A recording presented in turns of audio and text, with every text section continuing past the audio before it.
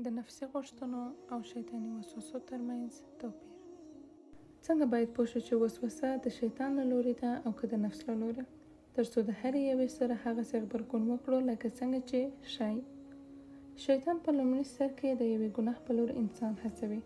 که په وړاندې یې د مبارزه وکړه، له ځنډ پرته دې پرېږدي او د بلې ګناه په لور ځي، ځکه هغه له تاسو نه د یوې ټاکلې ګناه د ترسره کول غوښتنه نه کوي، بلکې هغه غواړي چې تاسې د ګناهونو د ټولو ډولونو په لومه کې ښکېل شئ.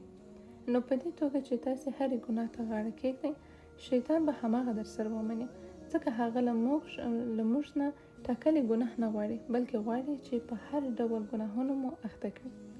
خو نفس بیا بیل دی.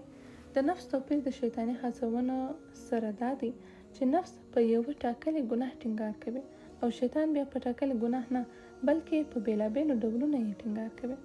که چیرې ستاسو نفس په یوه ګناه ټینګار پیل کړ، تاسې باید پوه شئ چې دا نفسي غوښتنه ده، ځکه چې نفس په خاصو مواردو ټینګار کوي.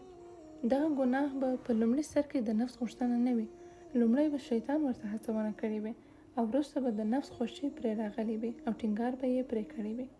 له همدې امله پر ګناه اعتیاد د نفس له لوري دی چې له یوې ګناه سره یې عادت کړی دی، ان تر دې پورې چې پر ګناه د نفس د اعتیاد په صورت کې شیطان هغې ګناه ته هڅونه نه کوي. ځینې داسې کسان شته چې له یوې ټاکلې ګناه سره عادت شوي دي، خو د هغې له ترسره کولو څخه هیڅ خوند نه اخلي. دغه کسان بیا دغه ټاکلې ګناه یوازې د اعتیاد له مخه ترسره کوي چې د هغو په پرېښودلو سره نفس دردېږي. له همدې امله نه غواړي چې ځان په تنګ کړي.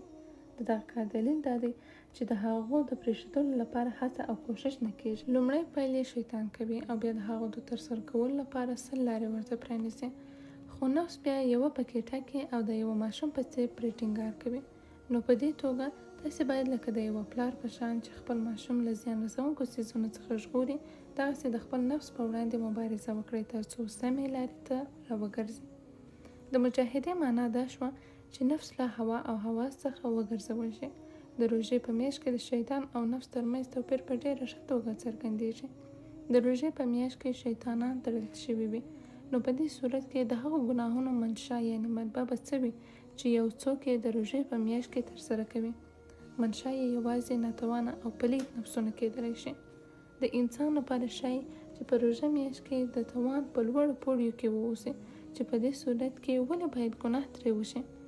دغه ګناوې یوازې د ضعیفو نفسونو له لوري ترسره کېږي، د هغو نفسونو له لوري ترسره کېږي چې له 100 کلونو راهیسې یې له کومې پرېکړې نه دي اړول شوي او د غوښتنو په وړاندې یې مبارزه نه ده شوې. د دغه شان نفس خاوند نشي کولی چې د هغو په وړاندې نه ووایي. هغه به د خپل نفس په وړاندې ناتوانه وي او د خپل نفس د هوا هوس په لومه کې به ښکېل وي.